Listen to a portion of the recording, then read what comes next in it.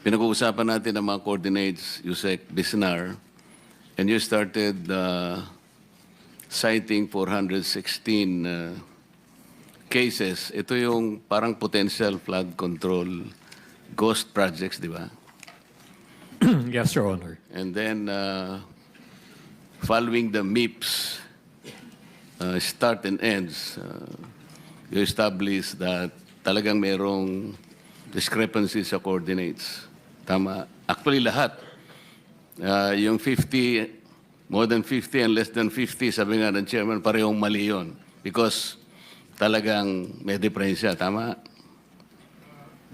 In comparing po yung actual na site and then Yes. yung MIPS start coordinate. Kaya nga, the reason is, ang nangyari nga, ang pinadala sa opisina ng Pangulo ay yung MIPS application. If you will recall, nandiyan naman si Yusek Bernabe. During the first hearing of the Blue Ribbon Committee, of which I was the chairman, I already pointed out na ang sumbong sa Pangulo was based on the MIPS submission, which is wrong. Nagtataka ako kasi, Mr. Chair, kung bakit hanggang ngayon ayaw pa nilang sabihin yung dahilan. Nung pinag-submit kayo ng Pangulo, whatever reference data you might have, pwede naman yung ibigay yung PCMA. The PCMA is more accurate than the MIPS. Yusek Bernardo, will I be correct in assuming that? Mr. Chair, tama po, yung PCMA po yung actual. Yes, and then there is even more accurate than the MIPS and the PCMA. Ito yung tinatawag ninyong Survey 123. Tama? Yun nga nga itong siguro, maski ang chairman, naguguluhan sa inyo, bakit nga yun ang unan yung naisip? Of course, nagpaliwanag si former secretary, tama naman yun, at sa pagmamadali, dahil nga kailangan na ng Pangulo, ang naisip ay yun muna. MIPS. Pero ito multi-year kasi. Kahit paano mo isipin, yung multi-year, gumagalaw naman yun eh. Kung pagbabasihan po natin ang inyong mga records, tingnan po ninyo, sinasabi pa nga dyan sa PCMA, this is geotag ito eh. Hindi ba? Real time. So doon pa lamang sa real time, geotag, dapat yun ang binigay ninyo. So na-lessen sana yung 421. Anyway, sabi ni former secretary, it's mind-boggling na 421 naman. Siguro nga sa karanasan naman niya, baka naman siguro 20 hanggang 50 siguro, baka maniwala sa mga. Pero 421, sabi niya medyo katakataka. Pero, Mr. Secretary, I will refresh your memory. Nung ako pa yung chairman, I was expecting na ang pinag-uusapan natin, wala pa tayong numbers noon eh. But nung mag-deliver ng first privilege speech ang ating chairman, kinuwenta namin lahat. Sabi ko, pagka ganito, hindi ko kulangin sa 50 ang potential numbers ng ghost projects. And at that time, you even agreed with me na maaaring ang ganon. Pagkatapos, yung second meeting, naalala ko, Mr. Chair, dalawa lang yung sinabit mo, Yusek, Secretary, na ghost projects ng flood control. Ito nga yung dalawang projects ng SIMS at saka yung Wawaw na nando sa may Capiz, Taliptip River sa Perez, Bulacan. At yung isa naman ay yung reinforced concrete river wall sa Baliwag, Bulacan. So I was a little bit annoyed. Alam mo naman yun, tinext kita. Sabi ko, this is not our agreement. I was hoping that you will submit to us at least or not less than 50 ghost projects. And then you will remember that because of that text, you texted me back. Tiningnan ko uli yun. The date is August 30, 2025. And you bear me a list of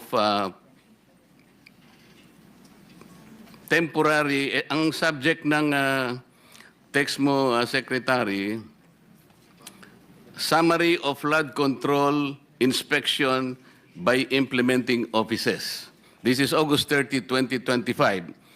The total projects na covered by that summary, 2,000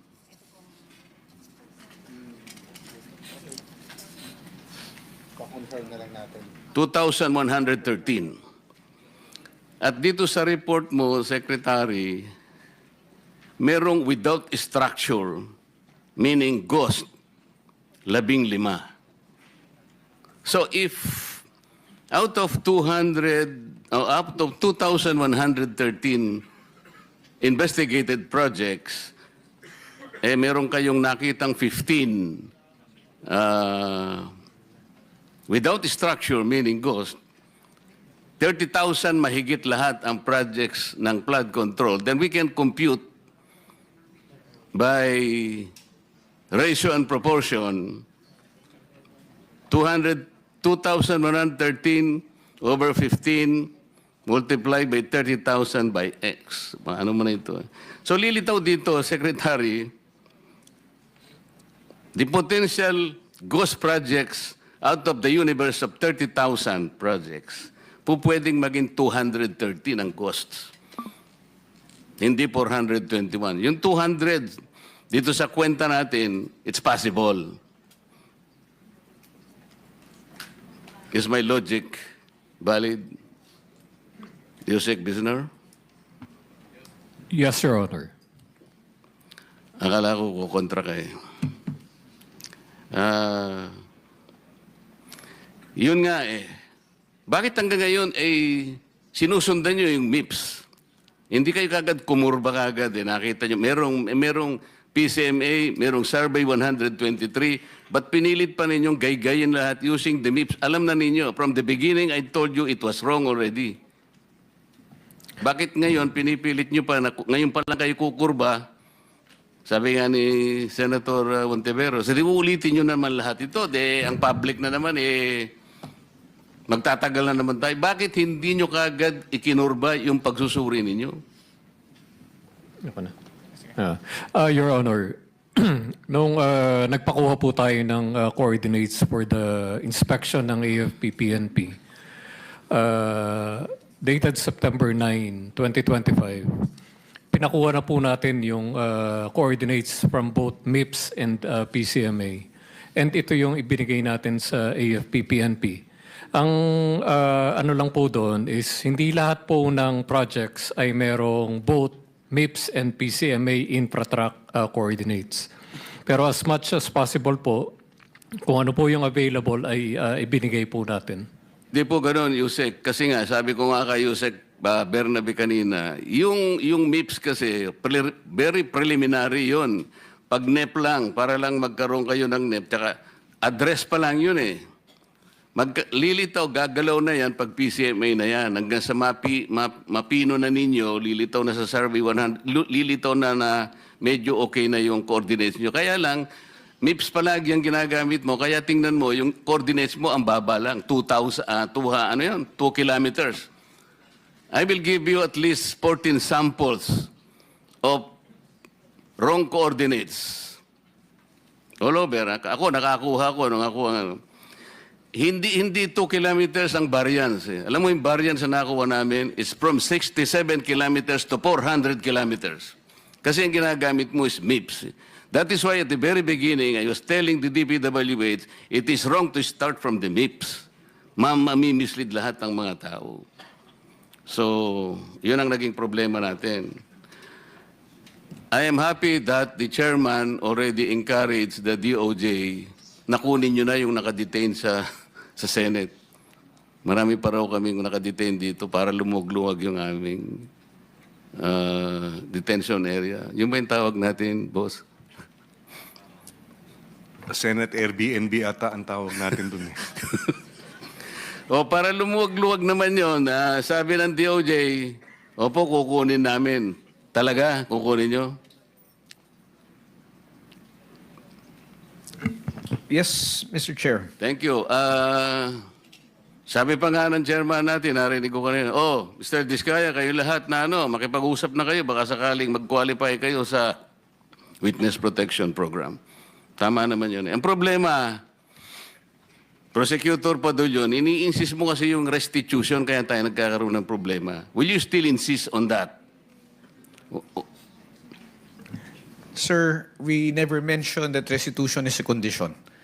Paulit-ulit po namin sinasabi yon, Mr. Chair, na hindi po siya kondisyon para ang isang tao ay matanggap o makonsidera bilang isang witness under the Witness Protection Tapos na Program. tayo dyan. Tapos na tayo dyan. Ang Kaya naging nga po, sinasagot ko problema- po kayo na hindi ko po namin sinasabi.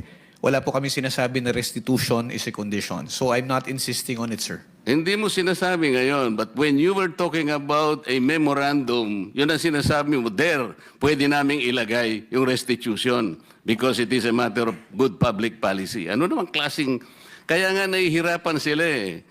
Yung Diskaya, to my mind, were the first to apply under the Witness Protection Program. Ang problema, ang sabi ng then Secretary of Justice, now Ombudsman, ay hindi naman basta-basta ganun. Kinakailangan isaulin ninyo yung ininakaw ni. Ang problema po doon, kung wala namang wala namang korte pa pong nagsasabi kung talagang sila ay nagnakaw o nakapagnakaw, sino pong magkukwenta nun? Tapos ano yung in-explain ninyo, under a certain paragraph of the law, merong memorandum na kung saan magkukomply sila doon, doon yung pinipilit yung restitution. And I think some of the potential witnesses that can be processed under that program, nagsipagbigay na ng kung ano-ano eh. Is that the truth? Only those who have been admitted into the program actually returned or made the restitution, sir. Why did they do that? They did that because it was their own initiative, or you required them to do that? It was an agreement between the Department of Justice through the Secretary of Justice, sir, and the witness applicant po. That is the problem. The agreement is based not on the provision of the WPP. Sabi ko nga, kung sinasabi ng WPP, it cannot be a condition. Kahit nasa memorandum, huwag mo ipipilit. Hindi po pwede yun eh. Kaya sinabi ko sa iyo earlier, and I think I should tell it again to you, sabi nating mga abogado, the spring cannot rise higher than its source. The law itself is the source. Ang spring, yung memorandum mo. Pinipilit mong ilagay sa memorandum yung restitution eh. O kaya merong ako nababalitaan, parang meron ng gustong umatras. Magkano ibibigay? At kanino ibibigay? Sino mag-a-account nun? Sino nagsabi nun na kung mangungulekta kayo sa DOJ? Di ba abuse of discretion yun, Mr. Padulyon? No, it is not, sir. What is it? It is not abuse of discretion. What The is parties, if I may be allowed to answer, Yes, sir. what is it? Yes, sir. If the parties both agree to the terms and conditions contained in the memorandum of But you agreement, cannot there is no impose an abuse. agreement. If you cannot impose an agreement which is not required by the law, especially if you will put restitution there, how can you do that? Mr. Chairman, sir, yung restitution po, yung memorandum of agreement is a product of an agreement between both the Secretary of Justice, representing the DOJ and the WPP, and the witness applicant. Wala pong abuse doon kung pareho po sila nagkasundo. Paulit-ulit na po namin sinasabi na ito tayo, naghahanap tayo, naghahabol tayo doon sa mga taong nangurakot, tapos itong mga tao na umamin at handang magsoli, ayaw nating tanggapin yung kanilang sinusoli. Ano ho ang nakikitang mali doon? Para po sa amin, para ho maibsan kahit papano yung sakit at pagdurusa ng ating mga kababayan na nakikita nila na napakalaking pera ang nawala, ano ho ba yung maibalik natin yung kaunti? And Yeah. remember, Mr. Chair, if I may... Do not preach to the choir. No, I'm not preaching, Sandali lang. Ang pinag-uusapan natin, these people are supposed to be potential witnesses for the state. Kailangan tulungan natin ang Estado para ma-prosecute kung sino-sino ang dapat managot. Kaya nga natin sila ilalagdag. Mahirap ang gagawin nila. Malalagay sa alangin ang buhay nila. Kaya nga yung witness protection is for them. Sa title na title lang makikita mo, witness protection in interest para sa kanila yon. So yung memorandum of agreement, ayun ay dahilan lamang para masiguro mo na sila'y makikipag-cooperate. Kasi kahit na sila'y na-approve under the Witness Protection Program, but they will not cooperate based on the memorandum, pwede mo siyang i-discharge eh. Alam mo, the court can still do that. At saka yung final approval ng witness, state witness, Nasa court yun eh. Huwag mong kukunin yun eh. Kaso, isinasama ninyo yung restitution. That is the problem. And I will object to that. Palaging mali yun eh. E paano yung kay Diskaya? Pinipilit ninyo na mag-restitute. Sabi niya, ewan ko kung pinag-usapan ninyo. What did they tell you, Mr. Diskaya? Your Honor, kung magkano po ang i-restitute po muna namin. Oh, ano sabi nila? Magkano daw? Ako po, hindi ko po masabi kung magkano po. Kasi para sa akin po, parang kami po ang nanakawan. Parang ibig sabihin, parang modern day na pagnanakaw. Yung ibig sabihin, yung nakaw ba? Siya pa ang magbibigay ng pera dun sa ninakawan niya. Parang ganun po. Sabi niya kanina, it's a disagreement between the applicant and the DOJ. Did you agree that you will restitute any money to the DOJ? Wala po pang maibibigay po. At saka... Yun na nga, because wala kang maibigay, hindi kanya ipoprocess under the Witness Protection Program. Is that not correct? hindi ko po alam, Your Honor, kung... Mr. Chair, paano to? Ito si Mr. Diskaya, he was the first, tsaka yung asawa niya who applied under the WPP. The problem is, ang sabi ng dating DOJ Secretary, hindi, kinakailangan isoli muna yung mga pinagnanakaw. Hindi po pwedeng ganun-ganun lang. Paano ngayon siya mapuprocess if that was dangled? Paano siya mapuprocess to begin with? May I be allowed to respond now, Mr. Chair? PG, Padilla. Thank you, sir. Sir, Mr. Chair, una, sabihin ko lamang po na kasinungalingan po yung sinasabi ni Mr. Diskaya na agad-agad silang sinabihan na magsoli ka. Ang pinag-uusapan po dito, bago man lang makapagsabi ng ganon, kailangan munang makita kung ano ang gusto at kayang sabihin at patunayan ni Mr. Diskaya at ni Mrs. Diskaya doon sa kanilang salaysay. Prosec Pero General. hindi po sila nakikipag-ugnayan sa department, kaya hindi po sila mabigyan ng kaukulang proteksyon at hindi po ma-process yung kanilang application. So yung sinasabi po ni Mr. Diskaya, from the hearing of November 14 in the Senate Blue Ribbon Committee, there was never a chance or an opportunity that Mr. Diskaya and or counsel even approach the department despite the proddings of the chairman. Mr. Ano ba yung title mo? Mr. Prosecutor, Mr. PG na lang. Mr. PG, nung ako yung chairman pa dito, sila yung unang nag-apply. So, dahil kailangan nila ng protection, it was incumbent upon the chairman na sumulat sa Senate President to endorse yung kanilang application. That was the provision of law kasi. But even before they can do that, actually kasi nung sinasabi ko yon nung hearing, di ko naman alam mapapalitan na pala kami. Alam mo na yon, di ba?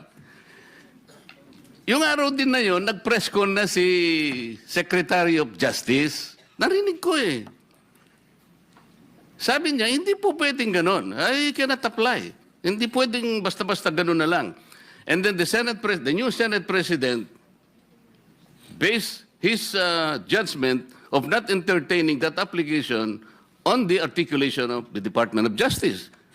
So, ang tinatanong ko nga sa inyo, hindi siya sinungaling. Ang mismong kayo ang nagbigay na ng condition kasi. Kaya sinasabi ko, if you insisted on the condition of restitution, how can Diskaya or any other persons similar to his situation even begin to apply under the WPP? If I may respond, Mr. Chair.